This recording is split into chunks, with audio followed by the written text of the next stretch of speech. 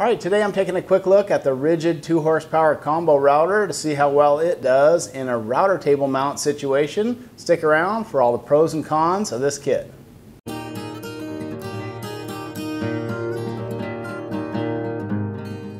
Well, let's start with a power test by popping the fixed base into a router table with a 2.5 inch diameter panel raising bit and see how it does mounted in the table.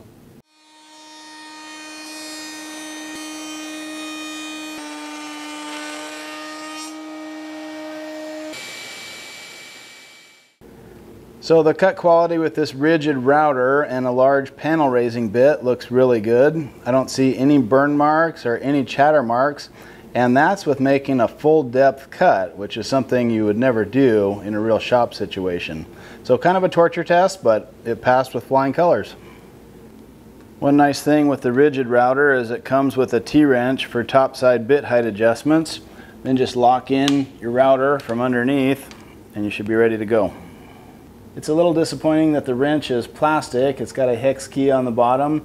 You could certainly fabricate something a little heavier duty, but as long as you remember to unlock your router first, this has been working pretty good for topside height adjustment.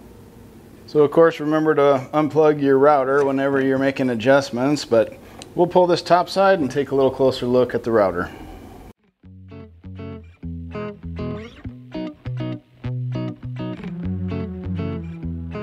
Well, my list of quibbles is pretty short with this particular kit, but let's take a look at some of the negatives when using the fixed base in a router table.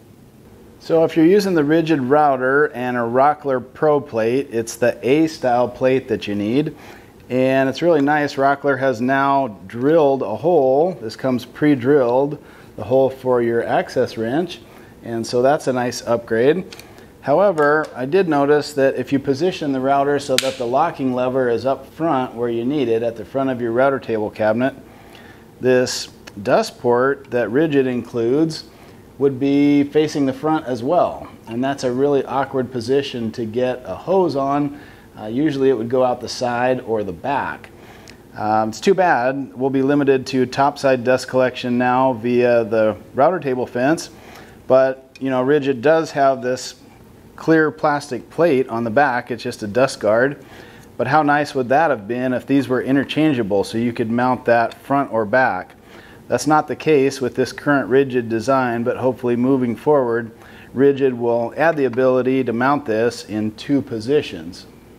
Another thing I noticed is that the power switch and the variable speed control knob is underneath the router and to the back of the router table as mounted in an A plate. Well, the on and off switch actually is no big deal because most router table users will control that with a secondary switch topside. And actually the variable speed wasn't too bad to access this way.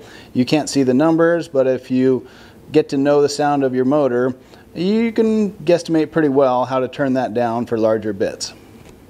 Then I got to thinking, well, maybe I could reverse the base on the motor, but no, there's only one of these detents and that's what engages with this mechanism.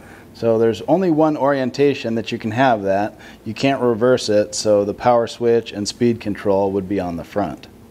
Access for bit changes is another thing I'm always looking at when evaluating routers in a table. And with this particular model, you only have a single wrench option, so there's a collet lock down below the table. So you have to reach under the table, hold that in a locked position as you get your wrench on to loosen up the collet. So that's less than convenient to me. Probably the bigger problem though is that the collet doesn't raise up very high relative to the table. We're just getting slightly above the surface, so I have my trim ring removed because I'm using this large panel raising bit. But what if you had a smaller trim ring installed for just a standard 3/4 inch straight bit? There really wouldn't be any way to get that wrench for bit changes. So I think it's a big limitation, and I wish that this whole router operation raised up higher and had a 2-wrench system for bit changes.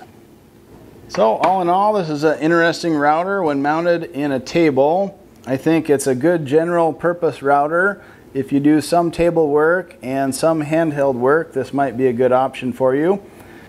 I've got to give Ridgid props for one of the thickest and best looking sub bases I've seen.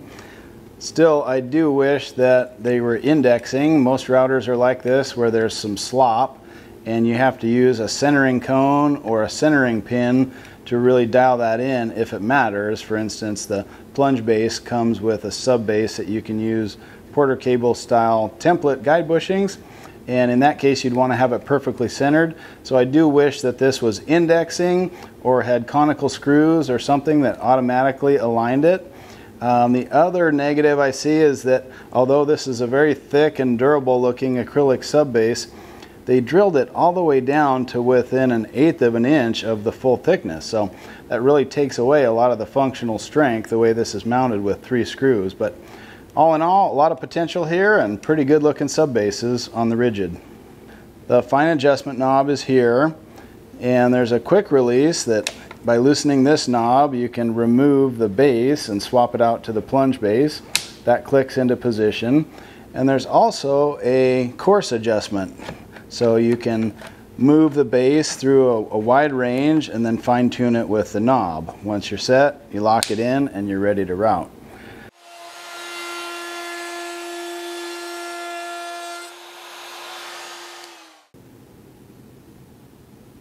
Now for handheld use, you can just remove the base, and I think that spindle lock begins to make a little more sense.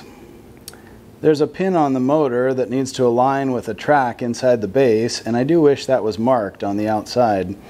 I wouldn't let that dissuade you from considering this Ridgid combo kit as your next router. I think in the fixed base it's got really good ergonomics and it's pretty easy to use. Let's take a quick look at the Plunge base and some of the features there. As you swap the motor over to the Plunge base, be aware that there's a tab on the motor, and that has to align with a groove in the Plunge base, so there's really only one way that this can go in. You press the quick release on the back of the motor and that'll drop down into final position. On the other side of the Plunge base you'll find the lock clamp. Just make sure that that's adjusted for a fair amount of tension. As you snap that home, you want it to feel good and secure. The plunge action is medium to medium stiff, and it's got a standard plunge lock lever where you have to release it in order to plunge, and then you lock it when you're at depth. That's a pretty standard setup, although some brands do use an opposite orientation where you have to press it to release the plunge action. Both of the bases have nice acrylic chip shields, and I say leave them on whenever you can. They don't seem to be too intrusive at all. If you do need to pop one off, they're easy to remove, tool-free. The handles on both bases are really comfortable. They're kind of egg-shaped with a rubberized grip, and you won't have any trouble getting a good handhold on those. Instead of a more common turret-style depth stop, there's just a single adjustable stop. And to me, that is a bit of a negative because I'd rather have several settings that I can use that are about 1/4 inch apart. But it is adjustable, and ultimately I can use my brass setup gauges in here, so this is a workable system. Got some nice basic controls on top, from a power switch that toggles on and off, and then a really nice variable speed control that's actually labeled in the 1000 RPM. And usually routers are labeled somewhat cryptically in this sense, but this one is really clear and easy to tell the RPM of your motor. So this is about the stance you'll get when the plunge base is moved down to working position, and let's compare that to the fixed base. So that's the low squat stance you get with the fixed base in a handheld mode. In actual working position, I've never felt my hands slip when I'm doing edge profiling or creating mortises with the plunge base. So in terms of ergonomics and grip of the handles, I'd give that very high marks. I also did a comprehensive router review for Popular Woodworking magazine that included not just the Ridgid combo, but also several other makes and models of routers. If you're interested in getting all the specs and details from that test, just drop down to the description box. There you'll find issue information. I'd like to leave you today with my never-fail method of winding a router cord. Start by doubling the length of the cord, and go high-low around the handles, and just finish by winding it around one of the handles. This is guaranteed to work on any router in the world. If it doesn't, just send your router to my address. Alright guys, there's my rundown on Ridgid's 11 amp combo kit. Remember to drop down to the description box. There you'll find links to not only this router, but some of my other favorite routers that I've used for years in the wood shop. Hey, do remember to give me a thumbs up if you like the topic, and please subscribe to the Thoughtful Woodworker channel. Hey, thanks for watching. We'll see you on the next one.